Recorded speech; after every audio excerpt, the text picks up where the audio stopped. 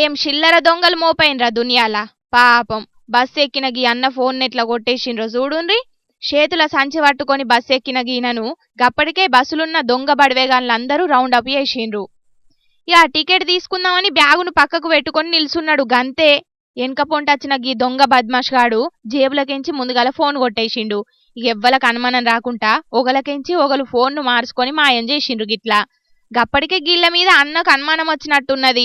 ఇక జేబుల చేయి పెట్టి చూసే వరకు ఎవలో ఫోన్ కొట్టేసిండ్రని తెలుసుకొని మస్తు పరిశాన్ అయిండు. నా ఫోన్ పోయింది, గిన్నె ఎవలో కొట్టేసినట్టున్నారు, సక్కా నా ఫోన్ నాకు ఇయ్యుండ్రని ఆడున్నోళ్ళందరిని అడిగిండు. నీ ఫోన్ మాకేం తెలుసు, ఏన్నో వారేసుకొని మమ్ముల్ని అంటున్నావు, కావాలంటే చూడు అని చేతులున్న అల్ల ఫోన్లను చూపెట్టుకుంటా కమల్ హాసన్ కంటే ఎక్కువ యాక్టింగ్ చేసిండ్రు దొంగ బడివేగాన్లు.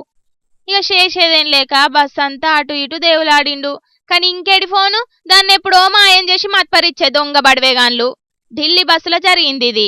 ఇదంతా ఆడున్న సీసీ కెమెరాల రికార్డ్ అయ్యే వరకు ముచ్చట బయటపడ్డది. కానీ చూసిండ్రు కదా పబ్లిక్ దొంగలెట్లా మోపైనరో. జర బస్సులో తిరిగేటప్పుడు గిసొంటోళ్ళతోని పైలం మరి ఏమంటున్నాం.